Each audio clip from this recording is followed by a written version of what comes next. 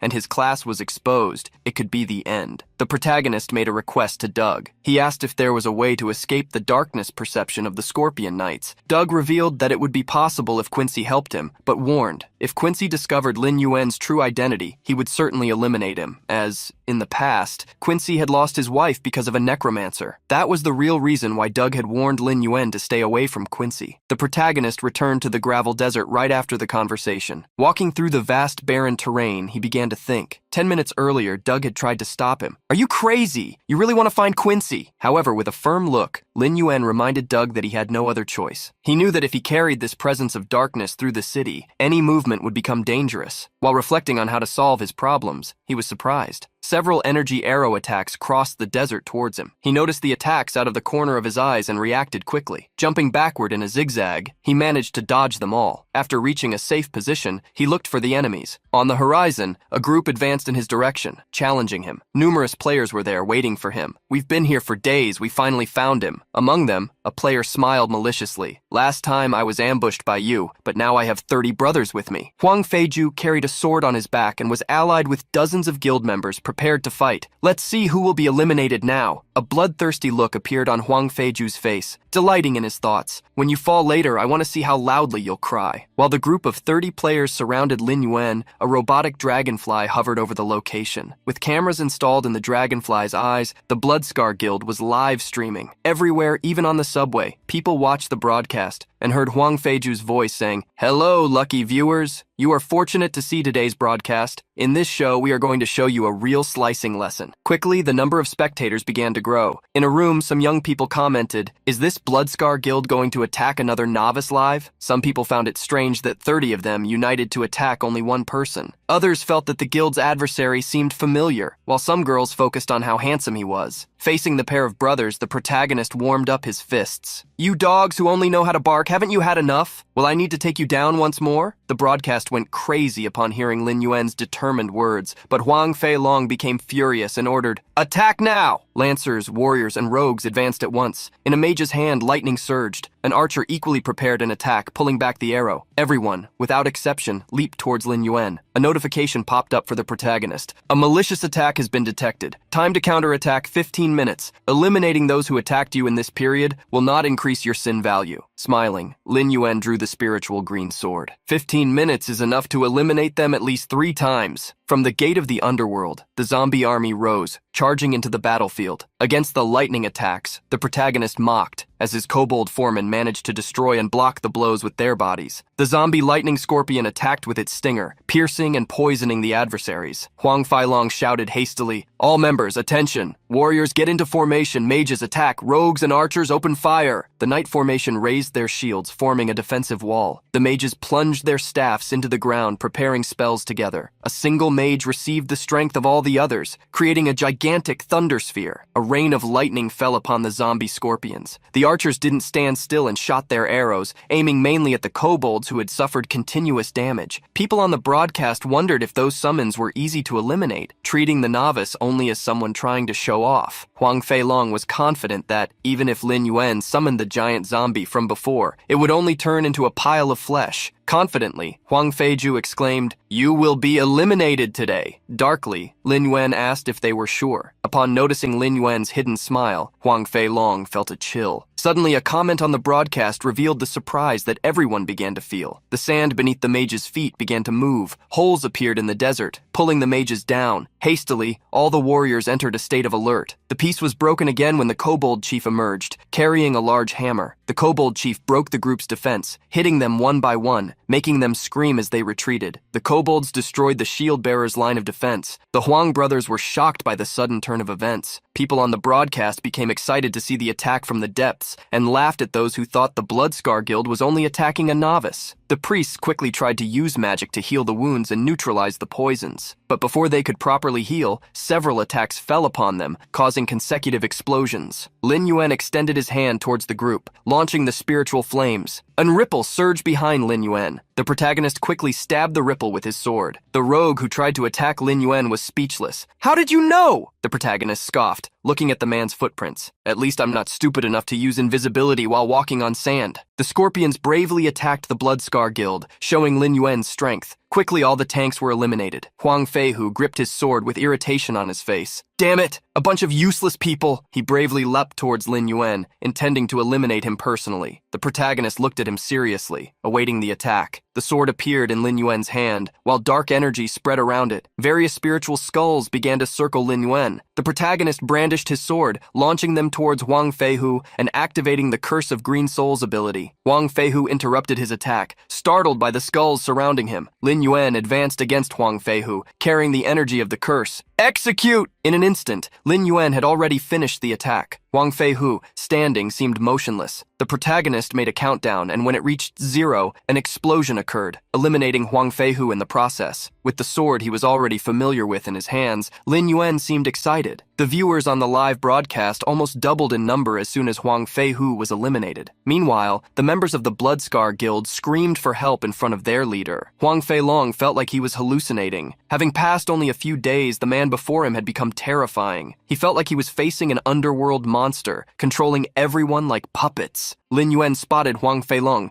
who was trying to flee. The guild leader hid behind his shield. "Please don't attack me." The protagonist picked up his sword, walking towards Huang Feilong, who was on guard. Before Feilong could realize, the sword had already hit him under Lin Yuan's order. "It's your turn to taste despair." The sword that pierced Huang Feilong put an end to the battle. The leader of the Bloodscar Guild had finally fallen. Lin Yuan's gaze became sharp as he spotted a dragonfly flying around him. He extended his hand towards the dragonfly, launching a spiritual fire. The dragonfly exploded. finally leaving the place in silence. During the night, in a random skyscraper, an argument was happening. In a luxury apartment, some people were trying to discover the identity of a player. They learned, through messages, that the Scar Guild had faced the one who eliminated a giant wolf. Seeking to find out where Lin Yuan was, they found his location in the gravel desert and sent an S-class invitation to the Mercenary Guild. Sipping wine, a man in a suit seemed furious when thinking about Lin Yuan. In Black Sand City, an old man slept on top of barrels. Lin Yuan opened the door of the house, drawing Quincy's attention. Quincy wanted to send him away. "I'm not going to teach you today. I already have enough money." At that moment, Lin Yuan showed a serious expression, and canceling the profession hiding function stated, "I need to talk to you." As soon as Lin Yuan's forbidden class was revealed, Quincy threw a jug of drink on the floor. With a furious look, Quincy questioned even though he knew the answer. "Are you a necromancer?" The two stared at each other for a moment, with tension in the air. Quincy gritted his teeth, and power surged in the mage's hand. "How dare a necromancer appear in front of me?" Lightning exploded around Quincy, launching several pieces of wood towards Lin Yuan. The protagonist disappeared, impressing Quincy with his speed. A blur passed before the professor, and before he could realize it, a sword was already pointed at him. Surprising Quincy, the protagonist asked, "Can we talk now?" Quincy got straight to the point, questioning what Lin Yuan wanted. He remembered the hint Doug had given him before leaving the main city. In the beginning, under the dominion of the Lord of Darkness, the immortal world was immersed in endless despair. Seeking justice, Quincy, along with his own wife and his most loyal subordinates, fought against the Lord of Darkness. After an arduous battle, the necromancer was defeated, but Quincy's wife, trying to heal him, was cursed. Her soul was corrupted by darkness, losing all memories and becoming a monster that could never be reincarnated. To break the curse and save his own wife,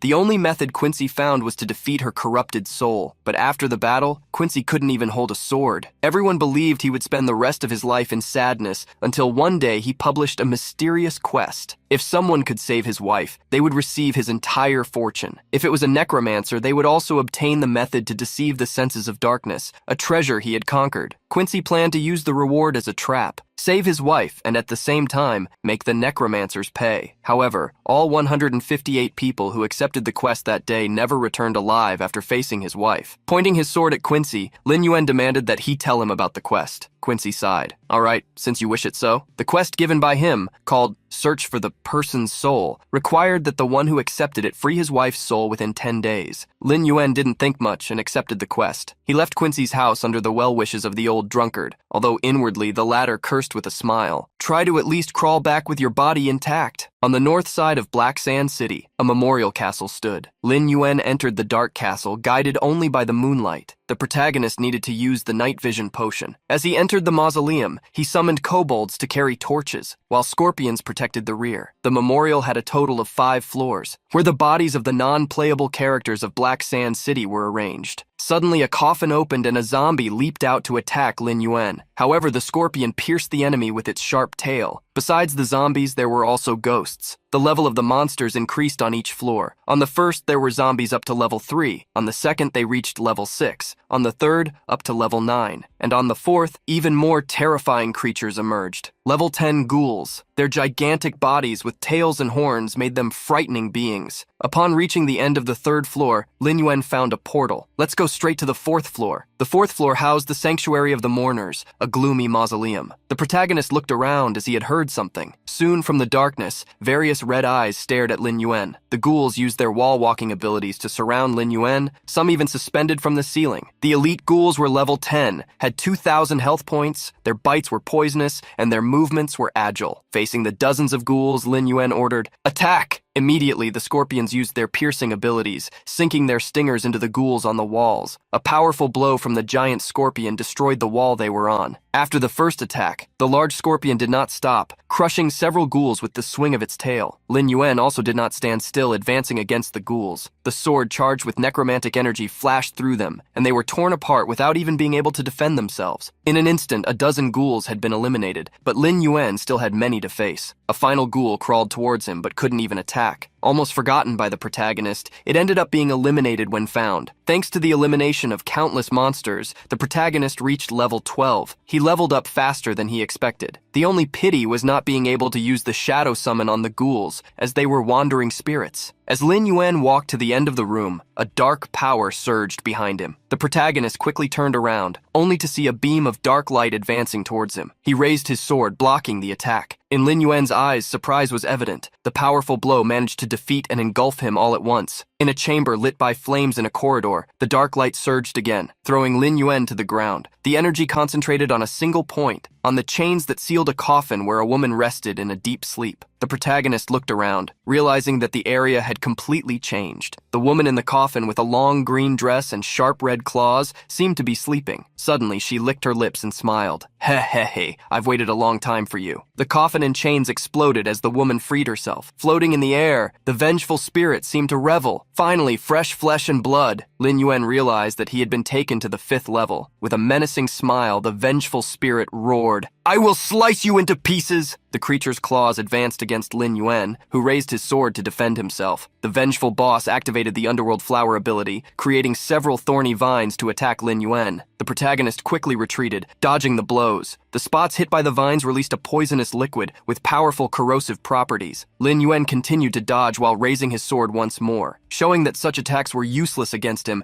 he brandished the blade, pruning the vines. With sharp attacks, the protagonist pressured the vengeful spirit to retreat. In an instant, she lost all her vines, needing to protect herself. Furious, she screamed and clenched her nails to counterattack. With an explosion of fury, the Banshee's lament was activated, overflowing with a large amount of energy in her scream. The protagonist was surprised, thinking that this was only a long-range ability, but soon realized that it was actually a summon. The walls began to tremble, and several wooden doors began to move. The protagonist saw several skeletons coming out of the graves, and Lin Yuan promptly got into battle position. He discovered that he would have to face all the Black Earth City characters who had been eliminated at some point. In addition to the people who originally lived in the city, he would also have to fight against everyone who tried to challenge the quest given by Quincy. The protagonist cursed the vengeful spirit for wanting to summon all those enemies. The skeletons emerged from the graves, enveloped in a dark necromantic energy. The number of enemies was greater than Lin Yuan expected. He had never imagined facing so many piles of bones. The kobolds rose from the gate of the underworld under Lin Yuan's command. The protagonist promptly ordered, "Block the doors of those bastards." The kobolds quickly advanced, trying to prevent the skeletons from leaving the drawers. The scorpions also acted along with them. Lin Yuan extended his hand and ordered, "Apply the bloodthirst status." One of the foreman kobolds brandished a thorny vine, hitting the scorpions to make them enraged. With a furious look, Lin Yuan intended to eliminate them all. The scorpions and kobolds continued to advance. One of the scorpions used the burrowing ability, while a kobold launched a heavy whip attack against the vengeful spirit. She quickly retreated, dodging the ground break that launched stones towards her. However, the ceiling suddenly cracked. The vengeful spirit looked up, surprised. Stones fell from the ceiling towards her, but none managed to hit her. Lin Yuan was astonished. He remembered that wandering spirits belonged to the ghost-type monster family. Their bodies could pass through constructions, making them immune to physical attacks. Despite this, he recalled that spirit-type creatures received double damage from magical attacks. With a dark look, he swung his sword, creating several dark skulls that advanced in a magical wave against the vengeful spirit. The skulls cackled as they attacked, activating the blue curse to deal damage to the ghost. The vengeful spirit, however, managed to dodge, suddenly increasing her speed. At the same time, with the falling stones, the kobolds managed to block the advance of the skeletons summoned by the enemy. But Lin Yuan knew that they could break the defense line at any moment. While thinking about how he could contain them, he took a ring from his inventory. He equipped the Ring of Paralysis, an item with paralyzing toxin. Immediately, Lin Yuan advanced against the vengeful spirit, wielding his sword. With the ring on one of his fists, he closed it in a blow that carried the paralyzing toxin. The paralyzing effect magic of the ring attacked the vengeful spirit like lightning. With the target hit, the effect was activated, stopping space-time. However, Lin Yuan was not finished. The skulls accompanied him in the swinging of the sword. The first skull fell upon the vengeful spirit who tried to protect herself at the last second. But the power of the attack threw her far away, causing her to hit a wall, while the vines she had created were once again cut by Lin Yuan. After hitting the wall, the vengeful spirit fell to the ground. Lin Yuan was satisfied with the attack he executed. What Lin Yuan expected happened. After being hit by the curse of the green spirit, her speed had dropped. Raising his hand, Lin Yuan ordered the wolf to howl. With the wolf's howl, a skill was activated. A magic circle appeared beneath the vengeful spirit, who was still confused, stunning her. Even though the stun only worked for 5 seconds, it was enough for Lin Yuan to act. As he advanced against the vengeful spirit, he spun his body, launching countless attacks. The energy blows fell upon the vengeful spirit, causing an infinity of continuous damage. The vengeful spirit gritted her teeth, with fury dominating her. She suddenly began to roar, with a dark energy consuming her. Lin Yuan was shocked to see the ability activated by the vengeful chief. Body explosion. A large explosion happened, creating a curtain of smoke. Kobolds and scorpions, one after another, were eliminated by the vengeful spirit, who exploded each of them with the ability. After the vengeful spirit caused a great commotion, the air in the mausoleum returned to calm. Lin Yuan was amidst countless wolves, surrounded by his necromantic energy. He already expected to face the body explosion ability. The vengeful spirit had used such an ability in an attempt to collapse the entire tomb. With the number of zombies falling to 1/3, Lin Yuan realized a great loss for his side, but not defeat itself. Walking towards the vengeful spirit, he announced, "It's time to finish you." The curse of the green spirits was activated once more, and along with Lin Yuan's advance, the phantom skulls appeared. All traveled towards the weakened vengeful spirit, hitting it before it could use a new spell. The vengeful spirit screamed due to the pain from the attack damage. It entered a state of near elimination, with less than 10% of its original health points. Soon, the health points were drained after each phantom skull hit it. With the wind, the vengeful spirit began to fall apart. Lin Yuan was congratulated. He defeated the boss monster, receiving the experience points as a reward. As he finished eliminating the vengeful spirit and saw the scenario calm down, Lin Yuan wondered if it was really over. However, a gentle spiritual energy caught his attention. The spirit of a mage appeared with a sweet voice. "Thank you, brave human." Quincy's wife's spirit began to fall apart while transmitting her energy to Lin Yuan. In the protagonist's hand, a ring was formed, the beloved ring, a quest item that symbolized the love between Quincy and his wife. The protagonist seemed sad to only receive a quest item as a reward. However, soon a necromancer book materialized before him. Receiving the book with a skull on the cover, Lin Yuan's attention was drawn. Lin Yuan had never expected the body explosion ability to be exclusive to necromancers. He wondered if he had received the ability book because the one who sealed Quincy's wife was a servant of the Lord of Darkness. The ability book was used instantly, being engraved in Lin Yuan's memory. An energy enveloped Lin Yuan, teaching him the skill. Body explosion made zombies explode, dealing damage corresponding to 60% of their health points to surrounding enemies. Although the ability caused him to lose the zombies, the damage and range were not bad, great for a surprise attack. Sometime later, Lin Yuan returned to Black Sand City. Seeing the ring he had given his wife in Lin Yuan's hands, Quincy was incredulous. Picking up the ring and remembering the past, he commented in surprise, "A sealed soul has no memories. Only when it is free will it regain its memories and drop its most precious item." With great emotion, Quincy asked Lin Yuan if his wife had not suffered. Lin Yuan confirmed it. In tears, Quincy remembered his wife, seeing his request fulfilled. Quincy never expected a necromancer whom he hated to fulfill his wish. He swore he would remember this kindness forever. Quincy picked up a mysterious box. Inside it was an iron crown with a necromantic aura, the Dark Crown. With the crown, the sin value could not be seen, and it hid the aura of darkness. Lin Yuan took the crown. Although it did not provide additional statistics, it had the effects he was looking for. The protagonist hoped that with this, he would no longer worry about the Scorpion Knights and could walk freely through the city. Lin Yuan equipped the crown. The energy of the item overflowed around him, forming a magic circle. With the crown on his head, Lin Yuan felt one step closer to finding the truth. Leaving Black Sand City, Lin Yuan headed to the great city of Sandbreeze. Inside Sandbreeze, there were large and small unions of players. On the streets, various recruiters announced their groups and their banners. Looking at the rankings, Lin Yuan saw no more than 10 powerful unions, so he wondered if the human who had betrayed humanity was among them. Lin Yuan saw himself only as a novice in Sandbreeze City, so it wouldn't be easy to join one of these unions. Thinking about all this, he imagined that he would need to find a good opportunity. As he walked through the city, some people were following him. He quickly entered a street to dodge them. A knight with long golden hair who was following him was surprised to lose sight of him. The next moment, he felt an icy sword on his shoulders accompanied by a cold voice. "Who are you?" The feminine-looking knight was startled by the sudden pressure and turned around with shining eyes. "I finally found you, my hero Yuan." The young man tried to jump on Lin Yuan but fell to the ground when he dodged. Lin Yuan managed to recognize him. The knight pointed to himself confidently. "I recognized you when I saw you in that guild's broadcast." The young man revealed that he had found clues about Lin Yuan among thousands of comments and had proudly spent 2 million to evolve the facial recognition system just to find him. Lin Yuan couldn't believe so much money was spent just to locate him. The knight pondered if it really was that much money, since the Han Corporation spent hundreds of millions just to test the system. Upon hearing the name of the corporation that was worth trillions of dollars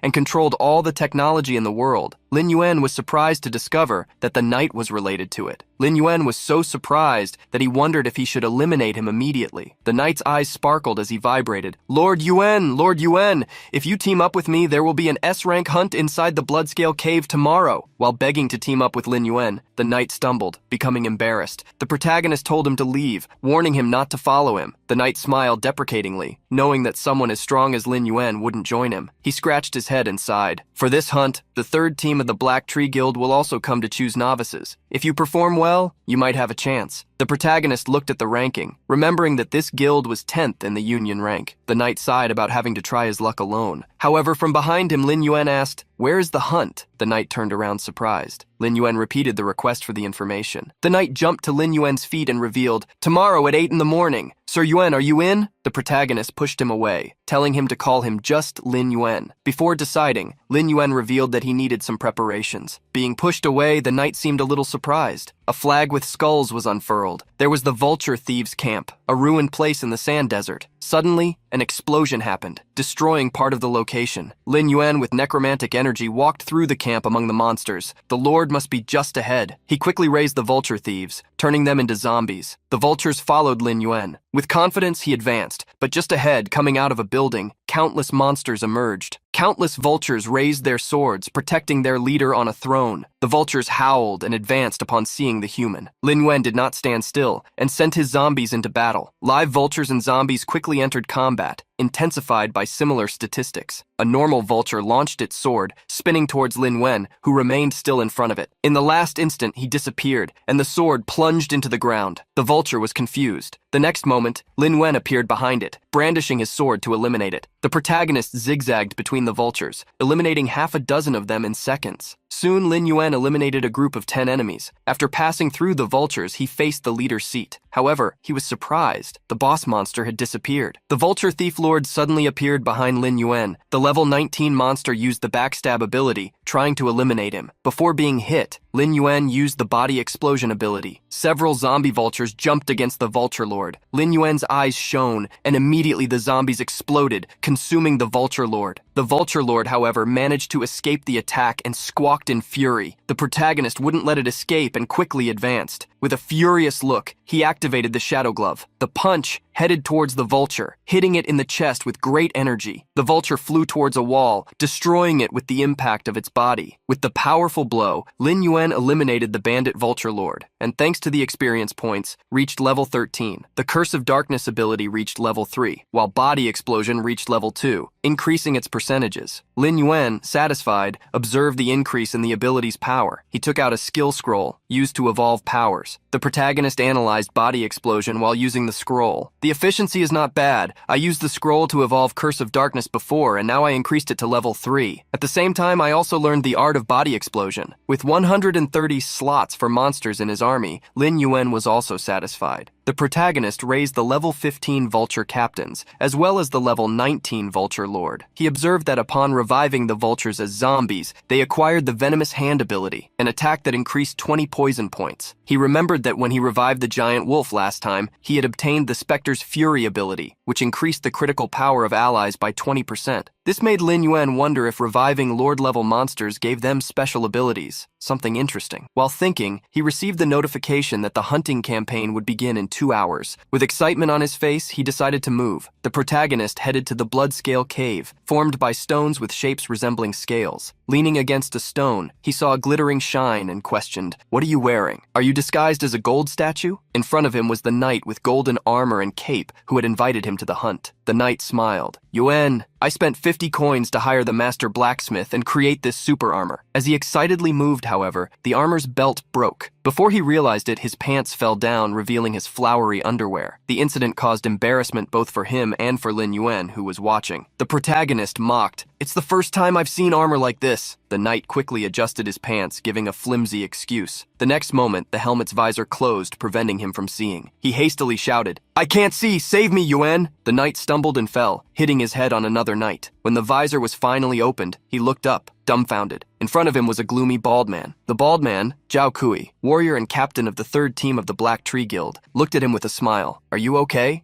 Despite the man in front of the young man smiling, he felt like he was facing a venomous snake. Surprised, he was suddenly grabbed from behind. Lin Yuan questioned him, "Aren't you going to take off that stupid armor?" Zhao Kui stared at Lin Yuan thoughtfully. The protagonist felt his gaze and returned a sharp look with red eyes. This made Zhao Kui grit his teeth, irritated at feeling challenged. At that moment, a voice behind the three called out, "Hey you all! Which one of you is Han Qing?" Han Qing was precisely the golden-haired swordsman. The man who asked the question looked at the list and stared at the young man in armor. "Is that you? Your armor is eccentric." Everyone started laughing, mocking Han Qing for looking like he was cosplaying. Awkwardly, Han Qing raised his hand. "You are the 3 brothers of the Black Tree Guild, right? This one is my friend." Before Han Qing finished speaking, the man with the list pointed his sword at him. "I don't care about novices. Remember, we are not letting you in because you are paying double, but because our captain is generous." Facing the sword, Lin Yuan hid his dissatisfaction in silence. The bald man Zhao Kui smiled at his brother. "What are you doing? Be nice to our new friends?" The man with the sword backed off, claiming he was just kidding, but ordered, "Don't be arrogant just because of the captain's kind words. You need to appreciate the opportunity with gratitude. Understood?" Han Qing hastily nodded. Finally, a mage clapped his hands, commanding, "Everyone to your places. Let's officially start the roll call." At the back of the group, Han Qing changed his armor, while Lin Yuan analyzed the players who would participate in the hunt. In Lin Yuan's eyes, they looked like novices who had just entered the main city. After taking the count, Zhao Kui moved forward to the cave. "Don't waste time, let's go." Before entering, however, he warned, "Rest assured, even the Grim Reaper changes his path when he sees the Black Tree Guild." Confidently, he led the team. The knight who had pointed the sword at Han Qing was surprised when he grabbed a small flag. Han Qing waved the flag to Lin Yuan as if he were at a picnic. "Come on, Yuan, I heard there are luminous slimes in this cave." The protagonist ignored the jokes, and upon entering the cave, smelled terror. Inside the scale cave, they discovered that it was wide, but dark. After a few minutes of walking, they found some forks. So far, they hadn't even found any iron-eating lizards, common monsters in the dungeon, which was strange. One of the team members asked Captain Zhao which path they should follow. Confidently, Zhao Kui thought they should split up. While everyone was worried about the danger, they didn't notice a monster that appeared behind them. A mage tried to reassure everyone, guaranteeing that the captain had already scouted the path ahead. A knight was surprised by what they said Zhao had done. Zhao Kui confirmed, "That's right. Among the 3 paths, the middle one contains lizard pheromones, and the risk of surprise attacks is high. Therefore, the other 2 are safer." Considering efficiency, safety, and possibilities of valuable encounters, Zhao Kui stated that his guild would take the middle, more difficult path, while the others would take the side paths. With a malicious smile, he asked for the others' opinion. The mage who had commented earlier praised Zhao Kui, making the others follow the same path. Lin Yuan raised his hand, stating that he would take the left path. The bald man nodded, asking if anyone would go with him. However, people didn't want to, as one seemed eccentric and the other hid his level in class. A girl commented that the mysterious man looked handsome, but quickly refused when she was invited to accompany him. Zhao Kui pretended to feel sorry, stating that he couldn't force anyone to go with them. Lin Yuan didn't care and called Han Qing to follow him. The duo then went alone down the left path. Watching them move away, Zhao Kui smiled maliciously. "Arrogant idiots." From the ceiling, water droplets dripped periodically. Lin Yuan and Han Qing followed the damp path where slimes frequently appeared. Seeing the temperature drop rapidly, Han Qing raised his sword and shield, feeling that there was something strange. "I feel like someone is watching us." In fact, that feeling is getting stronger and stronger. Surprised that Han Qing only noticed now, Lin Yuan confirmed that there was something on that path. Han Qing was shocked, as he thought Captain Zhao had investigated the route to ensure it was safe. With a smile, Lin Yuan asked if he really believed a bald man. This is an S-rank hunting campaign, and they came with countless novices. It's obvious they want to use us as bait to find out if the path is safe or not. Confused, Han Qing asked why Lin Yuan wouldn't expose this guild. The protagonist smiled upon hearing the question. Suddenly, Lin Yuan grabbed one of the slimes on the wall. Throwing the weak slime to the end of the cave, he declared, "Coincidentally, I want to see how many interesting things can be attracted." Further ahead, there was a dark cave. From the cave, various red eyes surged when the slime fell near them. A large quantity of elite-rank iron-eating lizards emerged from the darkness. The level 16 monster lurked for an opportunity. At another fork, a sword was plunged into the stone floor. A tornado of fire was created by the sword's owner, attacking the lizards inside the cave. At the same time, other attacks fell upon the monsters. Confidently, the guild knight brandished his sword to make the lizards suffer from his attacks. He walked up to Zhao Kui. "Captain, things are going smoother than we thought. I can't believe they really believed you had investigated the path. Ha ha ha." Swinging a spiked ball, Zhao Kui imagined that, with what should be happening on the other two paths, they could collect the double rewards without any effort. Suddenly, 3 lizards leaped towards Zhao Kui. However, he was confident in facing them. The attacks fell upon the 3 lizards, who couldn't even get close to him. The bald man licked his lips, scoffing. The weak must always remain at the bottom of the pit. At the same time, Han Qing was surprised. The lizards used an iron tail to attack, but vultures emerged everywhere, throwing spinning scimitars from a distance. The number of vultures was absurdly high, enough to easily dominate the lizards. Han Qing couldn't understand where so many undead monsters had come from. In Han Qing's view, that was even more impressive than the battle in the sand swamp. Lin Yuan reminded Han Qing that he had said the day before that he would make some preparations. This surprised Han Qing, not believing that he had gathered so many monsters in just one day. Quickly, 55 lizards were eliminated. Having finished the battle quickly, Lin Yuan liked the efficiency of the vultures. Han Qing cried, envious, because he wanted to be as strong as Lin Yuan. Suddenly, an earthquake-like tremor happened. Shocked, he observed Lin Yuan's actions. Since Lin Yuan was busy manipulating the energy of the slaughtered monsters, Han Qing imagined he could check alone, wanting to be useful. Seeing that the noise was coming from the back of the cave, Han Qing walked slowly. Suddenly, he felt the vibration disappear. Unexpectedly, an attack surged from underground, like a tentacle that rose, knocking Han Qing down. Looking up, Han Qing was darkly shocked. What looked like a large tongue stretched out from the ground. Han Qing was still trying to understand what it was. The red tongue attacked Han Qing immediately. He fell to the ground upon being hit. Before he could react, the tongue wrapped around him. Han Qing was pulled before he could defend himself. He thought that was the end, but a sword cut appeared. Lin Yuan saved Han Qing by cutting the tongue, warning, "Just a beast that hides in the bowels of the earth to gnaw on dirt. How dare you show off your tricks in front of me?" Lin Yuan quickly grabbed Han Qing, pulling him along. The protagonist ran quickly, taking him to a safe place. Upon being released, Han Qing hastily coughed, asking to leave. Suddenly the ground began to crack, and what was hidden seemed to want to reveal itself. Han Qing realized it was too late to flee. A large, tongueless lizard emerged from underground, roaring furiously. That was the iron-eating iguana, the boss monster that lived beneath the earth. Han Qing began to tremble, remembering that the quest did not mention that the iguana was in the boss class. He apologized to Lin Yuan for making him face a monster at this level, even wanting to give his own life to allow the protagonist to escape. Lin Yuan smiled, seeing how Han Qing faced the monster. "This terrible being is my prey." The iguana suddenly ran towards Lin Yuan, seeking to avenge its severed tongue. The protagonist charged against it, intending to finish it off. The vulture chiefs flew over the iguana to launch their scimitars. Soon, the swords were launched against the giant monster. The chief iguana defended itself using the swing of its iron tail. Likewise, the scimitars that hit its body were repelled. However, they served to create an opening. Lin Yuan appeared behind the iguana. Various skulls surged, the spiritual curse, attacking the monster from an angle where it had no visibility. The attacks fell upon its back, making the iguana scream. Lin Yuan landed after the magic attack. The boss monster turned against him, and on the iguana's back only a few burn marks appeared. The effect of the attack made Lin Yuan frown. However, the iguana was furious. The boss monster activated an ability, spewing a toxic sand gas at high pressure towards Lin Yuan. The gas exploded in front of him, forming a toxic cloud. Han Qing shouted hastily, "Yuan, be careful!" Lin Yuan needed to move away, as the monster's toxic breath proved corrosive. The ground melted with the liquefied gas. With a gloomy look, he realized that fighting would be harder than he had imagined. The iguana's tail traveled towards Lin Yuan, who managed to dodge by jumping backward, enjoying the thrill of the battle. While retreating, Lin Yuan summoned the master of the vultures. With 2 blades in hand, the flying monster advanced. The blades fell upon the iguana, trying to pierce it, but the boss monster acted quickly, launching its tail to counter the vulture's attack. Han Qing was tremendously surprised by the strength of the new monster summoned by Lin Yuan. His eyes even sparkled. The vulture circled the iguana, trying to attack it from behind. With the backstab ability activated, the vulture raised its blades once more. However, against the blades, the iguana activated the impenetrable fortress ability, increasing its defense power. Consequently, it managed to counterattack once more with its tail. Lin Yuan shouted hastily, "Be careful!" However, the tail hit the vulture, throwing it against the stone wall. Surprised by the iguana's reaction time, Han Qing even wondered if the boss monster had eyes on its back. Observing the iguana, Han Qing's comment caught the protagonist's attention. He remembered how all of the vulture's attacks, even stealthy ones, had been blocked. He believed that lizards were simple creatures, remembering that they were sensitive to light and therefore rarely found enemies when they stopped moving. However, the lizard's peripheral vision was excellent. They also possessed smell and hearing, capable of perfectly capturing the presence of enemies. Some species even had infrared to detect body heat. Combining all these aspects, lizards possessed a much greater sensitivity to movement than humans. With all this information in mind, Lin Yuan realized that he would need to be creative to be able to defeat it. Various spiritual flames fell upon the iguana. The protagonist attacked while provoking, "Let's see if your scales are too hard or if my fireballs are even hotter." Faced with the fire attacks, the tongueless iguana crawled towards Lin Yuan. The protagonist continued to attack while retreating,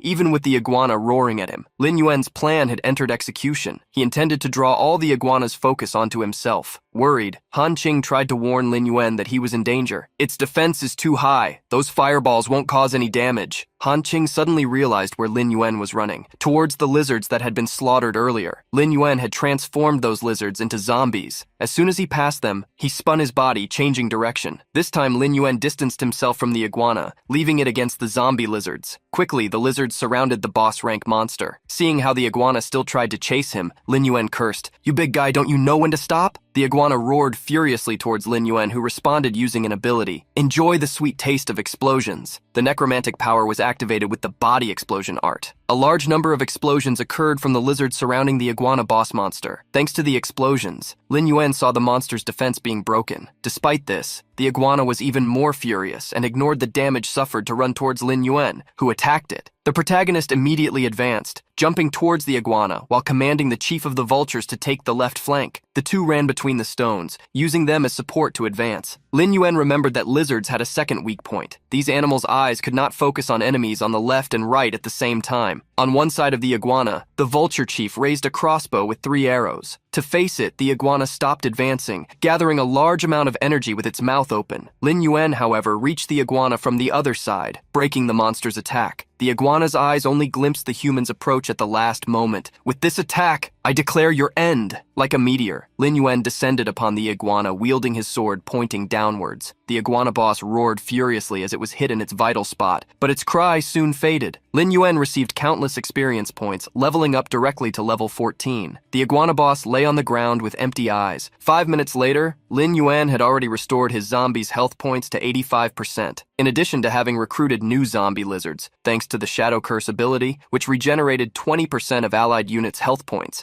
with a cooldown of only 6 seconds. With the ability only 100 points away from leveling up to level 4, Lin Yuan imagined he could evolve it with a skill scroll. Although Body Explosion consumed countless undead, getting the Iguana Master as one of his zombies made it worthwhile. Lin Yuan declared to his new pet, "From now on, you will be my shield." Suddenly, Han Qing's scream entered Lin Yuan's ears. Han Qing carried a box full of armor. His eyes sparkled as he celebrated. "It's the first time I've seen so many items. Should we start counting them now?" Lin Yuan asked him to calm down, as there were still some rats they needed to eliminate. Obviously, Lin Yuan was not talking about the lizards. At another fork, lizard monsters filled the floor. After eliminating countless enemies, Zhao Kui smiled. "It's not even fun to fight these idiots." Those of the Black Tree Guild who accompanied Zhao Kui praised and flattered him in every possible way. Zhao Kui kicked a last lizard before advancing. Behind him were a warrior and a mage, whom he ordered to collect the monster bodies. But suddenly, stones fell from the cave ceiling. The three had to act agilely to manage to dodge or block the stones. Furious, Zhao Kui roared, "Who's there? Who dares to ambush the Black Tree Guild?" In the midst of the dust cloud, 2 people emerged. Lin Yuan, ahead of Han Qing, asked the bald man, "Aren't you going to collect these bodies? Otherwise, I will." A mage was shocked to recognize the duo. "Impossible! You should have been eaten by the iron iguana." Roaring, Han Qing pointed his finger at them. "You still have the nerve to say that? I thought the Black Tree Guild was fair. I never imagined they would use players as dungeon bait." The knight accompanying Zhao Kui scoffed, stating that inferior beings should feel honored to be trodden upon by the guild. While everyone argued, Zhao Kui frowned, not understanding how those two were alive. He stared at the duo, where one was ranting and the other remained silent. The quiet young man irritated him more and more, which made him want to eliminate him immediately. Zhao Kui took a step forward, commenting, "I don't know what luck you had to survive, but now the good luck is over." He quickly advanced, swinging the iron sphere to attack. Lin Yuan pulled Han Qing back, dodging. "Get away!" The protagonist promptly counterattacked, swinging his sword. "Do you think you can do this alone?" Facing the sword, Zhao Kui swung the iron sphere once more. The weapons clashed, exploding against each other. Lin Yuan retreated after the confrontation, with a serious look. Seeing that his attack was defended, Zhao Kui became excited. However, Lin Yuan would make him regret it, using the curse of green spirits, skulls that flew furiously towards Zhao Kui. The captain of the Black Tree Guild leaped agilely, despite the heavy armor, dodging the attacks as he advanced. However, upon reaching where Lin Yuan was,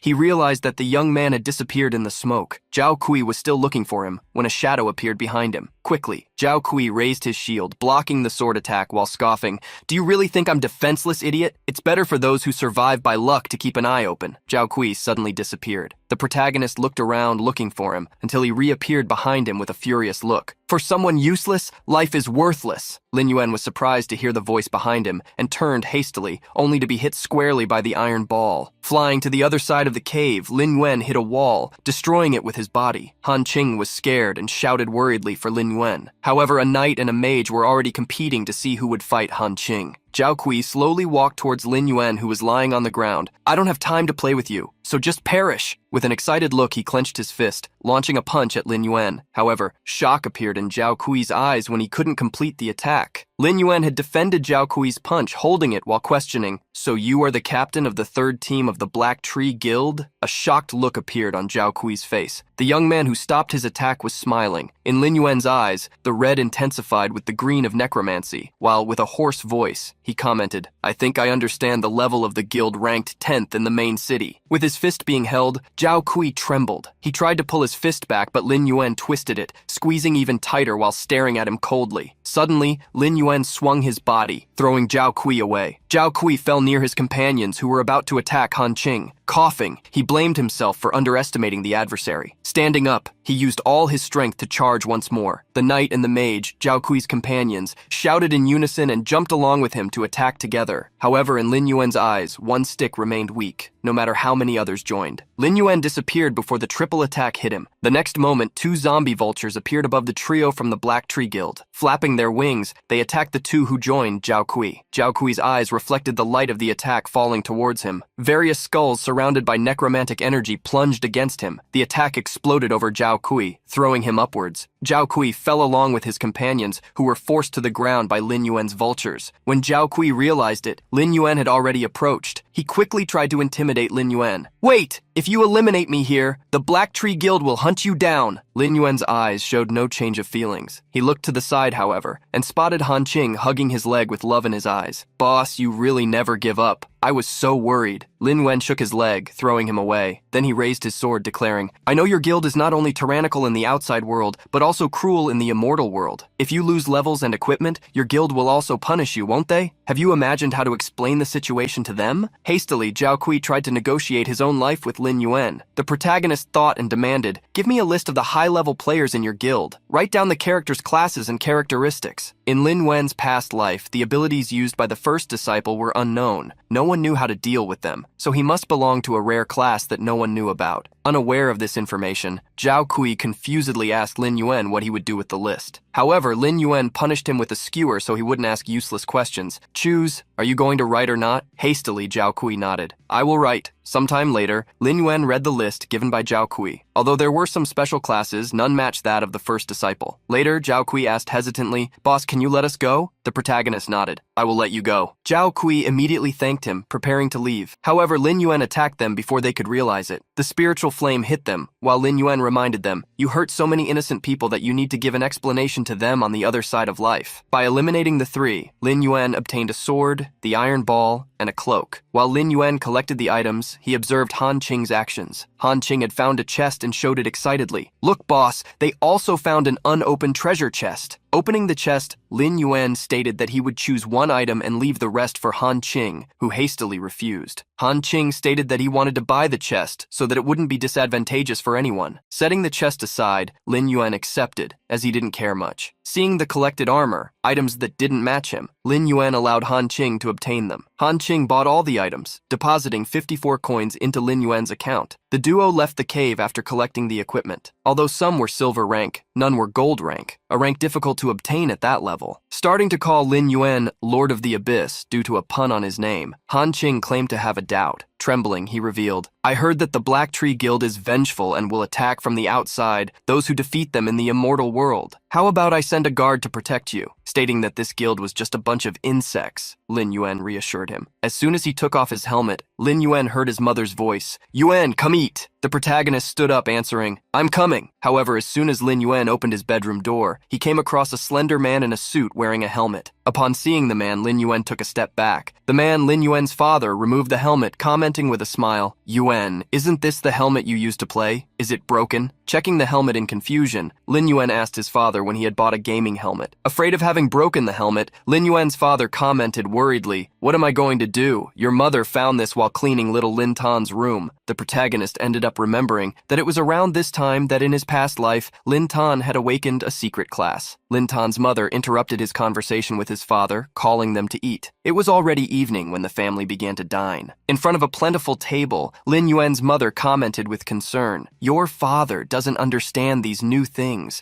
but he wants to talk to you. He spent an entire afternoon and couldn't even turn on the helmet." Having his secret revealed, Lin Yuan's father quickly tried to correct his wife's words. "I was just worried that something had happened to the helmet, so I was checking it." Lin Yuan was thinking of having his parents enter the immortal world and using the resources he had inside the game to strengthen them. With this, when the cataclysm arrived, they would be able to protect themselves. Thus, he declared, "This game is not difficult. I will buy 2 more helmets tomorrow so you can try playing it." Lin Yuan's mother didn't want him to spend money, but he reassured her and curiously asked where Lin Tan was. Imagining that his daughter was with her friends, Lin Yuan's mother decided to call her. Lin Yuan did the same, but discovered that the young woman's phone was unavailable. Lin Yuan found the situation strange, as his sister, even if she didn't answer, would send a message. Believing that his daughter was eating out, Lin Yuan's mother encouraged him to continue eating. Lin Yuan, however, stood up, stating that he was going to the market. His mother wanted to stop him, as the food would get cold, but his father stopped her. Imagining that Lin Yuan was trying to get closer to his sister again, their father wanted to encourage them. The protagonist went down the apartment stairs while remembering the past. In his previous life, he had seen Lin Tan return home full of wounds. However, she ignored him, warning him not to tell anyone what he had seen. That day was still present in Lin Yuan's mind. In his past life, after Lin Tan started playing Eternity, she quickly awakened, but had to face several difficulties. Everything had started with the appearance of a mysterious organization, the System Organization. The System Organization was a mysterious group founded by 9 celestial chosen ones. Only they were qualified to join the system. Among these, there was an existence called the Prophet. The Prophet could sense the celestial chosen ones in reality and send members to train them to join the system. At a terrifying speed, the power of the System Organization became invincible in the game. Not only that, but their influence in the real world also became stronger, although their actions became suspicious. They did something good to maintain the stability of society, which made them unique. After Lin Tan was invited to join them, she frequently faced difficult quests, but never mentioned anything about the organization at home. Lin Yuan hoped she hadn't joined them again. Leaving the apartment, Lin Yuan swore, "Even if it's them, I won't let her get involved in the matter out of ignorance again." As the protagonist was walking down the street, something caught his attention. He spotted a coffee shop and quickly hid. Inside, Lin Tan was talking to someone. The protagonist observed that his sister had already met the organization, but he couldn't understand what they were talking about due to the distance. Wanting to find out, Lin Yuan tried to focus on his ability to become invisible. He managed to enter the coffee shop with the ability, which, now at level 3, lasted 5 minutes. Stopping at the bar, he observed Lin Tan talking to 2 men, Xiao Pan and Hao Chen.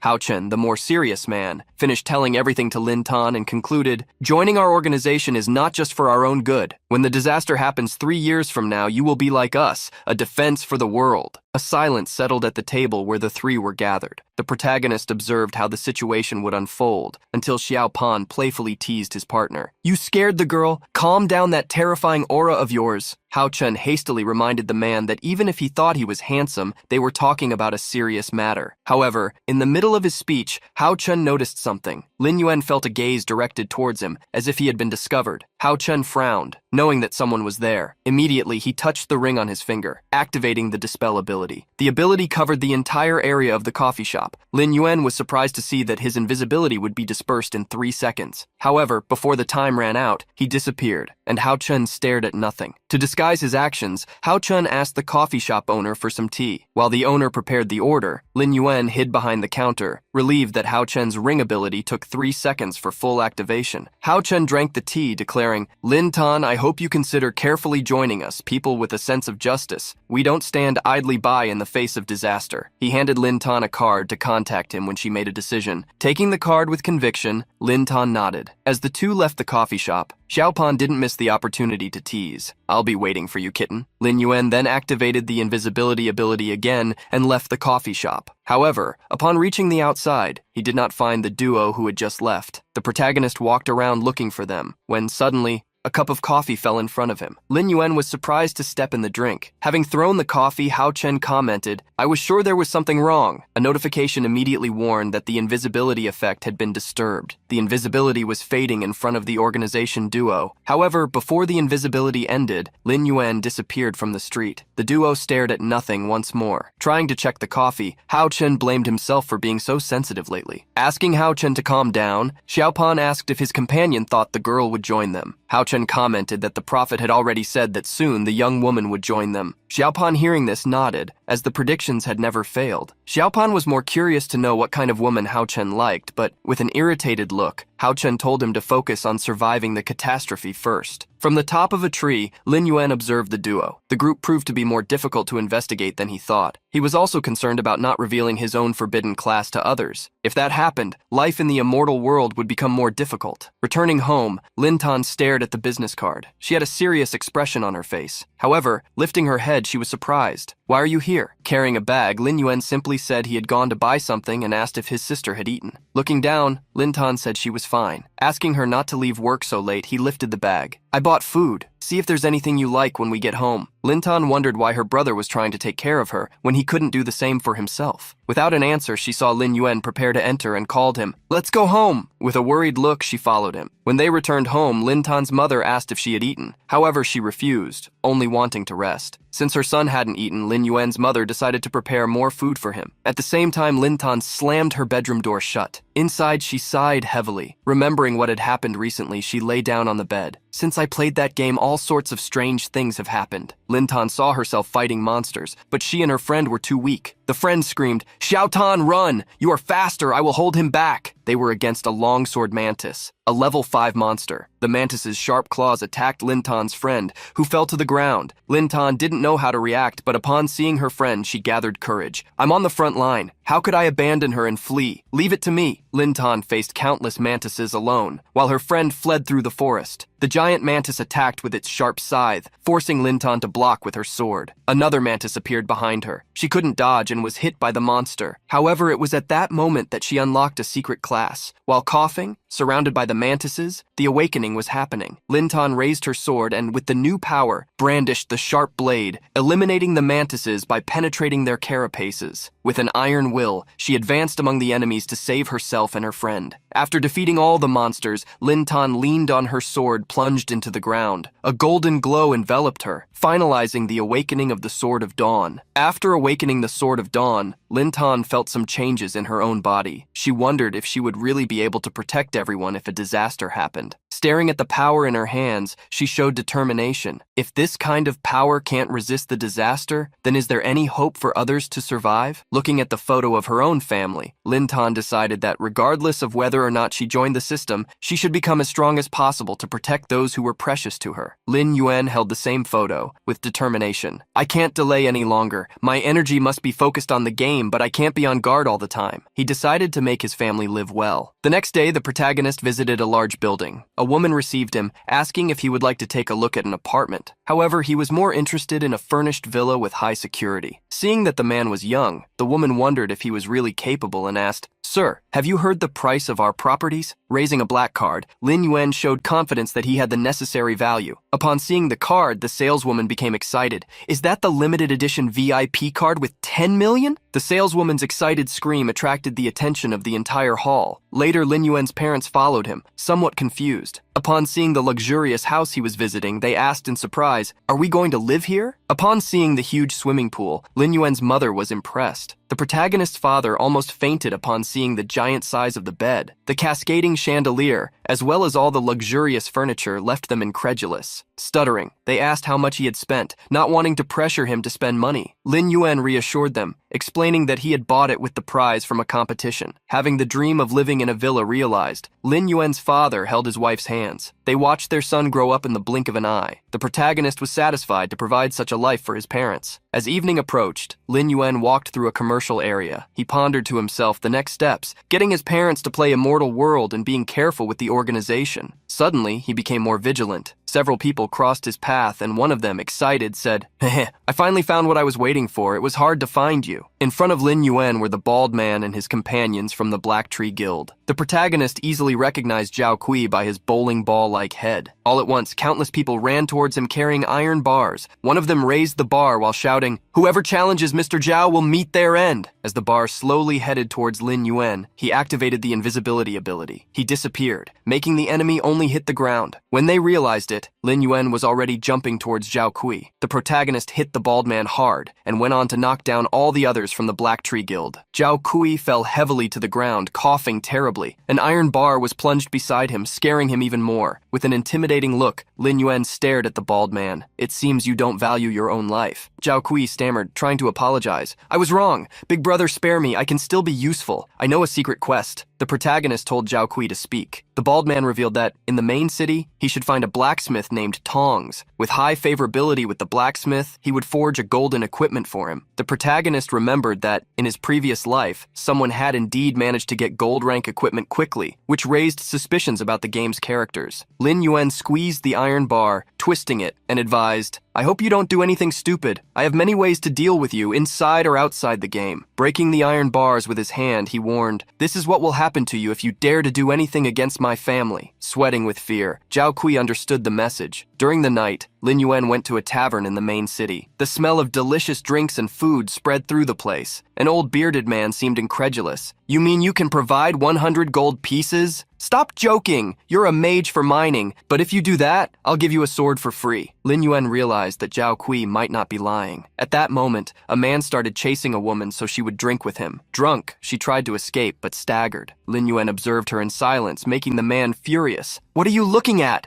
I'll gouge your eyes out!" Before the man could do anything, Lin Yuan pushed him to the other side of the tavern, accompanied by a warning. The drunk woman clung to Lin Yuan. "What a handsome little brother. Thank you. How about I buy you a drink?" However, Lin Yuan just rejected her and ignored her. She tried to follow him but stumbled over her own feet. Lin Yuan reacted in time, holding her by the waist in his arms. The woman seemed to have fallen in love with his chivalry, but immediately fell asleep in his arms. Lin Yuan rented a room in the tavern, leaving the woman to rest. After that, he went to the Viper Mine. Kobolds raised their pickaxes, excavating iron from the mine. With 12 zombie kobolds in the portal, Lin Yuan considered them perfect for mining a good amount in a short time. Suddenly, an explosion happened, throwing a kobold away. Various violent moles of level 10 rushed towards Lin Yuan and the kobolds. Lin Yuan summoned the Scorpion King to hunt and get rid of the moles. The scorpion swung its tail towards the animals, preparing to sting them. In an instant, the monsters were defeated. Lin Yuan also collected the moles, preparing for all kinds of events. Soon, the moles rose again. However, a new explosion happened, even bigger. The protagonist protected himself from the explosion and soon spotted a giant mole chasing another person. The lucky rank violent mole was level 16, posing a great threat. Realizing that this was the mine boss, Lin Yuan believed that someone was purposely attracting monsters. The mole boss chased a man, who unexpectedly also attacked Lin Yuan. The protagonist planted his feet on the ground and used them as leverage to jump backward.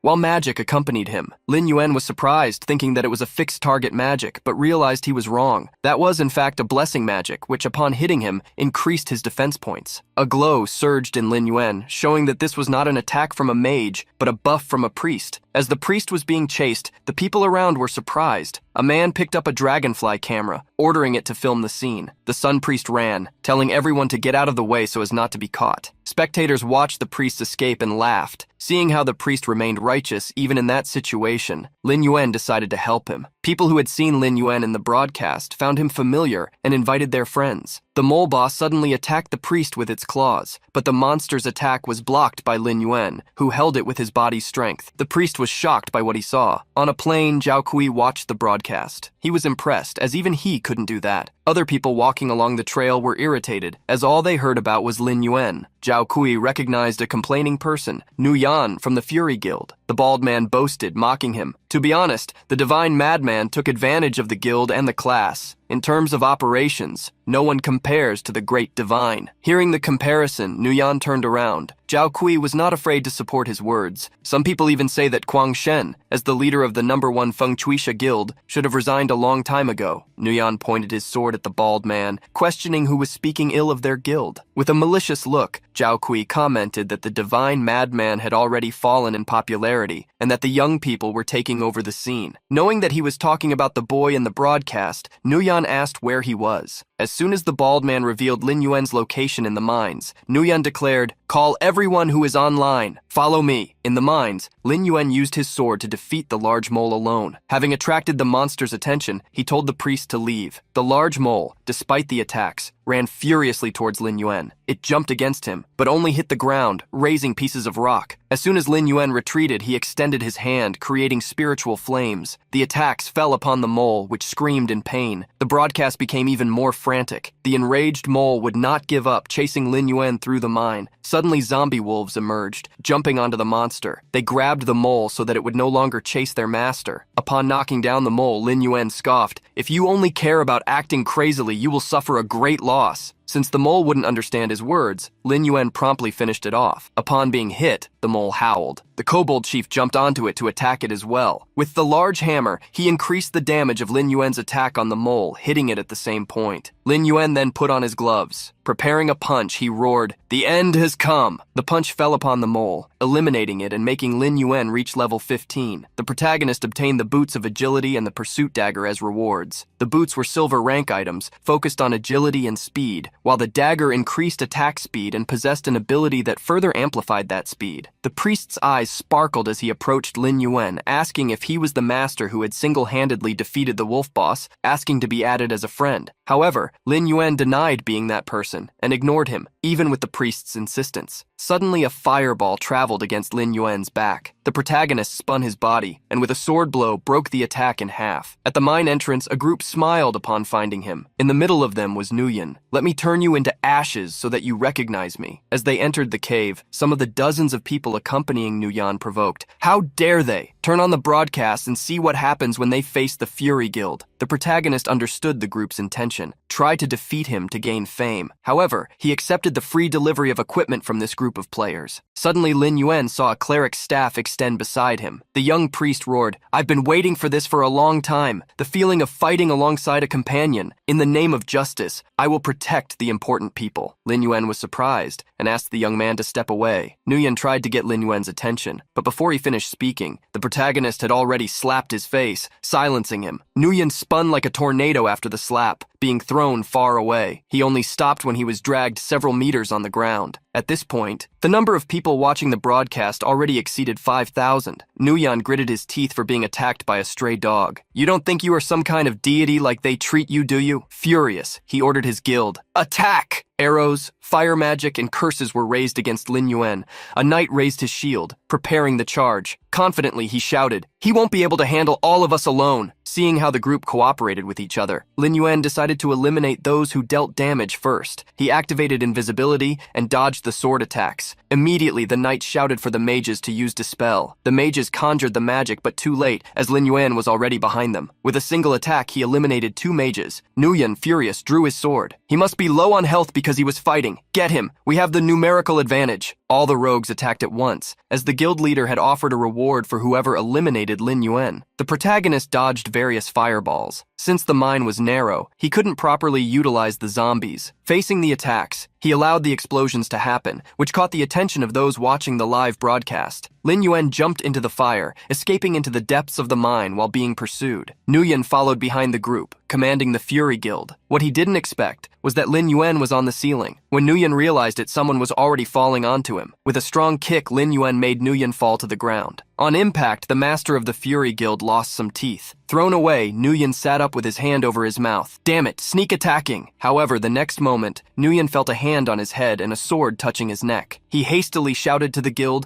warning them that he had found the enemy. But Lin Yuan showed that they were alone and questioned, "If your entire group perishes, will your crazy deity blame you?" At that moment, wolves entered the cave where Nguyen's group had entered. The body explosion ability was activated, engulfing each of the players. Holding Nguyen's head, the protagonist forced him to watch the scene. Nguyen shouted, "What is happening?" Raising his sword, Lin Yuan ordered him to ask personally. The broadcast showed Lin Yuan defeating Nguyen, and the spectators were impressed. As soon as Nguyen was defeated, daggers from dual directions fell as a penalty. The protagonist quickly planned to collect all the equipment and leave before the place became dangerous due to the crowd. In a forge, Lin Yuan met with the blacksmith Tongs. Tongs was impressed and asked him to come back often, as the demand for iron ores was gigantic. Since the blacksmith could only collect a maximum of 100 pieces of iron per day, Lin Yuan imagined that the quest would take time to be completed, even though he had mined enough for a whole month. Since he had obtained a lot of equipment from the Fury Guild, he knew that selling it directly to Han Qing could put the young man in trouble. Individual sales would be laborious, but it was the only viable method. Lin Yuan also planned to look for the Disciples Guild, starting with the clues he already possessed. In his past life, the first disciple had the ability to control snakes, so there should be some clue in the Snake Men civilization. Lin Yuan headed to the city sewers. The accepted quest, delivered by Sheriff Sha Tu, consisted of eliminating 30 rats. The task seemed simple, but it was linked to a secret quest in the sewers. While hunting humanoid rats, he remembered the Snake Lair, a dungeon where it was possible to obtain the blood and flesh seed, a rare item that increased attributes. The number of secret dungeons per week was limited, so when the news leaked, everyone would fight for them. Lin Yuan planned to use the zombies to occupy the dungeon entrance while looking for a room with snakes, where the dungeon's location could be confirmed. Upon seeing a poisonous tongue, he found the exact position. An explosion occurred in the sewage water. In front of Lin Yuan, there was a giant serpent, a creature he had never seen before. The Hades Cobra King was level 60, and except for its level, all other information was unknown. The cobra hissed as it attacked Lin Yuan. He fled to avoid being caught, using invisibility. He couldn't let the serpent touch him, otherwise he would lose levels and equipment. Running through the waters with invisibility, he could still be detected, so he jumped from stone to stone, dodging the ones that fell from the ceiling due to the Hades Cobra's attacks. The protagonist used the terrain to his advantage, passing through an opening too small for the giant cobra to cross. However, Lin Yuan felt danger. Looking back, he realized that the cobra had knocked down the passage, clearing the way to try to attack him. He continued to run through the rubble, fleeing the fierce and poisonous blue serpent without finding a safe place. To help him, Lin Yuan summoned the giant scorpion to delay the cobra and gain time to use magic. He knew that the scorpions wouldn't be able to defeat the Hades Cobra, but the situation turned out to be even worse than he imagined, as the serpent destroyed the zombies with a single attack as it advanced. The protagonist reached a cave, where he found a triangular exit in the ceiling. The cobra approached faster and faster, destroying everything in its path. However, Lin Yuan managed to jump through the hole, leaving the sewers. Through the triangular hole, the cobra spotted Lin Yuan but couldn't make a passage. The protagonist stood up and observed the ruins he was in. Surprised, it was the Western Desert Palace where the National Guardian was positioned, a place where any monster that approached would be eliminated without exception. Through the triangular hole, Lin Yuan saw the serpent continue to hiss. Wiping the sweat, he commented, "The Snake Men civilization and the Western Desert Kingdom have a deep feud. The Desert Kingdom's strength completely suppresses the Snake Men, generating some of the oldest revenge stories. This caused any dark beast or monster that set foot in the Imperial Palace to be destroyed without hesitation by the guard." Lin Yuan knew that that cobra was no match for the Imperial Master. Still, he would be able to obtain some information, as the snake lair was close to the home of the monster that attacked him. To avoid future problems, he noted to himself that he should buy some potion capable of attracting small basilisks, preventing large snakes from approaching. Lin Yuan headed to the large desert city castle. A vendor received him excitedly and thanked him for the purchase. The protagonist obtained 2 potions to attract only low-level creatures. Suddenly, a voice sounded. "I crossed a sandstorm just to find you. How are you, dear friend?" Lin Yuan realized that the one chasing him was the young priest he had met in the mine. The priest insisted that Lin Yuan add him as a friend, feeling attracted to him, and invited him to go to the next city together. But Lin Yuan ignored him, stating that he was busy. Quickly, the priest blocked his path. "My dear friend, don't you think the super deity in Ashvale is amazing? Join us too," he continued. I will manage to unite Leng Yue and Xing Hen to become the 4 super deities and help each other awaken this fallen world. The name Leng Yue caught Lin Yuan's attention. In his previous life, Leng Yue was the president of the guild ranked 2nd in Feng Shuisha, the Water Mirror Moon Guild. Leng Yue was also a core member of the organization, and rumors said that he was one of the 9 chosen ones who created the system. Despite being an opportunity, Lin Yuan remembered that the secret dungeons would be reset the next day. He intended to secure those rewards before dealing with Leng Yue. In the end, the protagonist accepted the friend request from the player Old Year's Son. Commenting on going to a dungeon together next time, Lin Yuan warned that he had matters to resolve, so he would leave first. The next day, upon entering some ruins, Lin Yuan remembered that snakes would appear near the entrance of the secret dungeon, so he looked for traces of these animals. Bending down, he found a trail on the ground. Soon, some serpents appeared further ahead. Although they were small, he remembered to be careful. Exploding a door, Lin Yuan found the true dungeon with the help of a kobold. Dark candles were lit while carcasses of giant snakes were scattered around, and small snakes crawled on the ground. Reaching out to open the gate of the underworld, Lin Yuan began the operation. Emerging from the gate, the giant scorpion caught the attention of the small snakes. The protagonist ordered, "Get rid of all of them!" The scorpion's tail glowed, activating the crystal storm. Various jewels fell upon the snakes like a precious rain. Upon eliminating the small snakes, various seeds fell to the ground, the flesh and blood seeds. Lin Yuan picked one of them up and brought it close to his mouth. He gained 3 spirit points upon eating the first of the 100 seeds he could consume. Since the production of that item was limited, as was the consumption, Lin Yuan figured he could sell them for at least 5 gold coins each on the market. Clearing 1 dungeon per week, it would be possible to obtain thousands of gold coins. Even without joining a guild, he wouldn't run out of money. The second seed increased 5 physical attribute points, although the third only increased 2 points. Lin Yuan continued to eat the seeds until the 100 possible were consumed. Similarly, he took the opportunity to tame some of the snakes. Having used 100 seeds, he kept the remaining 900 to sell them in the future, planning to also return the following week to collect more. Lin Yuan left 3 zombies behind in order to scare common players. No one would go to such a place anytime soon. The snakes that lived there proved to be different from those that the dark divinity's disciple controlled, which made Lin Yuan wonder if the disciple possessed monster mutation abilities. Suddenly, Lin Yuan received a notification from the real world. His sister was calling, which worried him. He answered the call, asking if something had happened. On the other side, Lin Tan asked, "I just wanted to know if you've already eaten." Frowning, Lin Yuan answered yes. At that moment, he heard another girl's voice. "Big brother, I wanted to ask if it would be convenient to help us with a dungeon now." The protagonist confirmed, although surprised that his sister wanted to go to a dungeon with him. Then a male voice sounded in the background. "Lin Tan is a liar, and her brother is a braggart too. He agreed without even knowing what the dungeon was." "Lin Tan, has your brother gone crazy from playing too many games by any chance? Do you two always conspire to deceive people?" Beside the man, another girl scoffed at Lin Tan. "That's right, brother Yan. Let's choose a very difficult dungeon, the Valley of Ashes. No guild has managed to conquer it yet." On the phone, Lin Tan asked her brother, "Valley of Ashes on heroic difficulty. Are you sure, brother?" Upon hearing, the man named Brother Yan scoffed. "Valley of Ashes? Stop lying. Your brother is a liar just like you. Even your parents must be bad people for giving birth to liars like you." Furious, Lin Tan announced, "All right, Xiao Tan, stop talking nonsense. I'll be in the Valley of Ashes soon." Hearing his sister's fury, Lin Yuan frowned in irritation, but decided to support her. While waiting above the valley cliffs, worry arose in Lin Tan. Even though her brother played the game frequently and earned a lot of money, she wondered if he could really conquer the Valley of Ashes on heroic difficulty. She feared she was causing problems for him. Someone suddenly approached Lin Tan. Upon seeing her friend Chao Xiang Changye approach, Lin Tan formed a team with her. Chao Xiang claimed to have heard about the bet, caused only because a classmate had praised Lin Tan for moving to a new row, and Wang Yan heard. Chao Xiang treated Wang Yan like trash, so she was there precisely to make him apologize in front of everyone. Lin Tan thanked her friend for her presence, before the arrogant Wang Yan, followed by several flatterers, approached. "I've seen many girls like you. Are your parents working in someone's villa? That doesn't count as living there?" Annoyed, Lin Tan ridiculed back. "Wang Yan, besides being born into a good family, what good do you have to laugh at others?" Chao Xiang quickly ran up to her friend,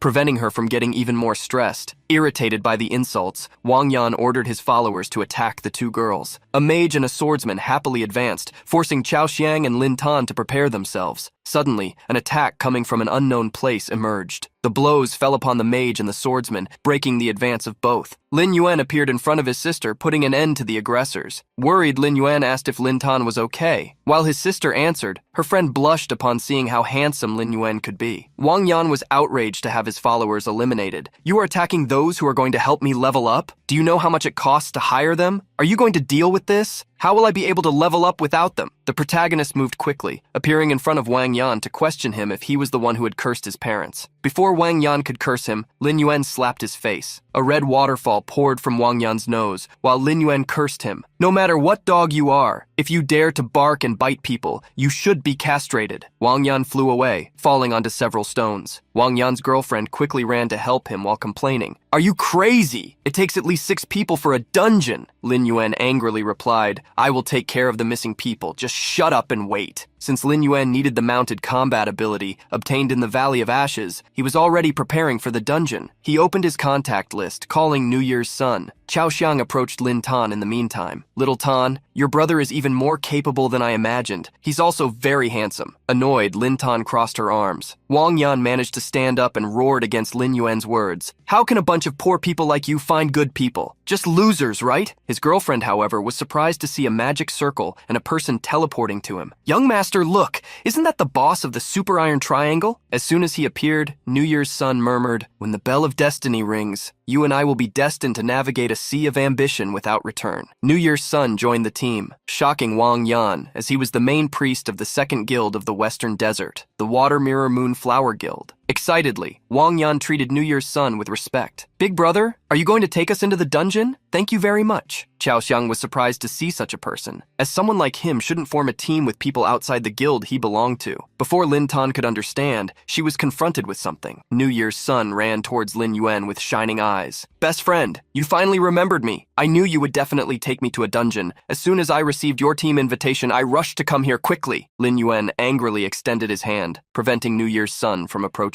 Wang Yan and his girlfriend were speechless, to the point where it was possible to put a watermelon in their mouths. Chief New Year asked that guy to carry him in a dungeon? How is that possible? Isn't he just a nerd? Shocked, the girl hastily told Wang Yan to talk to the priest. Seeing them ridicule Lin Yuan, New Year's Son became annoyed. What are you talking about? I came here especially because of my best friend. He is the best among the best. Lin Yuan made him shut up so they could enter the dungeon. At that moment, Wang Yan returned to accuse Lin Yuan. Now I understand. Your brother is also hiring someone, Lin Tan. But the Valley of Ashes on heroic difficulty is so difficult that not even the #1 guild, Fury, managed to conquer it. What can the second guild's priest do? With a sharp look, Lin Yuan ended the discussion. Shut up and just watch. In the portal inside the Valley of Ashes, the first person emerged. Level 18. Ash lizards, red monsters with horns and spikes, were scattered throughout the deserted valley. Since the monsters' attributes were so high, even New Year's Son wondered if Lin Yuan would be okay, wishing he was at a higher level so he could help better. Following behind the group, Wang Yan thought of something. I think he invited a priest to try to clear each monster slowly. But we can't let him succeed. We need to attract as many monsters as possible. Hearing Wang Yan's thoughts, the girl next to him understood his intentions. She extended her hand, using fire magic. The attack fell near the ash lizards, alerting them. Seeing the invaders, the first of the lizards hissed its sharp tongue towards them. Lin Yuan frowned when he saw the lizards move. Chao Xiang was scared to see so many ash lizards advancing towards them. Shocked, Lin Tan didn't remember seeing so many monsters in the tutorial video. Wang Yan was satisfied and mocked. It seems your luck is not very good. New Year's Son became excited at the situation. Dear friend, has your fighting spirit been awakened? This battle will make us more united. Without much emotion, Lin Yuan summoned the lightning scorpion. The scorpion snaked its tail with a crystal stinger and launched thunder through its eyes, attacks that engulfed the ash lizards. While telling everyone to protect themselves, Lin Yuan advanced into battle. The sword was brandished from one lizard to another, turning them into giant sashimi wherever Lin Yuan passed. With the sword in hand, he had become the dominator of the Valley of Ashes. Lin Tan also advanced to protect her friend from a lizard as big as her. But Lin Yuan appeared before the lizard jumped at Lin Tan and attacked it with a thrust. Observing her brother, Lin Tan couldn't help but notice how good he was at the game, as well as strong and reliable. Lin Yuan stroked his sister's head, making her blush while reassuring her, "Don't worry, I'm here and I won't put you in danger." Being pampered, Lin Tan frowned, irritated like a tsundere. Chao Xiang looked at her friend with shining eyes, wanting to be in her place. Wang Yan, after seeing Lin Yuan in action, was convinced that the Valley of Ashes was extremely easy. Therefore, he believed that with silver rank equipment, he wouldn't be inferior. Wang Yan looked for a monster nearby to prove himself. Upon finding an ash lizard, he advanced. "This is the true power of young Master Yan." The lizard was surprised to see someone attack it. Counterattacking, it simply swung its arm, hitting Wang Yan's cheek and throwing him far away. Feeling how strong the monsters were, Wang Yan tasted the pain of the attack as he fell to the ground. Lin Yuan told him to try to stay alive and wait for him to complete the dungeon. Originally, Lin Yuan wanted to give Xiaotan gold rank equipment, but he would only be able to give her some silver ones for now. The protagonist released armor and gauntlets from his inventory, equipment that matched his sister. The fighter spirit gauntlets, as well as the fearless armor, mainly increased attack power and constitution, in addition to effects on critical damage. Wang Yan's friend was impressed. Those silver rank pieces of equipment could be exchanged for countless luxury items. In her eyes, Lin Yuan was giving millions of yunais to Lin Tan without even blinking. Lin Tan refused the equipment, however, stating that she would obtain her own equipment. Smiling slightly, Lin Yuan observed his sister's stubbornness. Soon, New Year's Sun used his sacred power to attract the ash lizards, while increasing the power in Lin Yuan so that he could eliminate them. On the other hand, Lin Tan and Chao Xiang also helped as much as they could. Finally, Wang Yan continued to flee the monsters that were chasing him. One of the ash lizards swung its tail like a hammer, falling upon Lin Tan, who used her sword to protect herself. With determination, she stated that she would be able to fight, but the lizard extended its tongue towards the girl, intending to devour her. At that moment, various spiritual flames crossed the battlefield, falling upon the monster and leaving it with less than 1% of its health points. Lin Tan attacked the lizard, feeling that her brother was still the same as always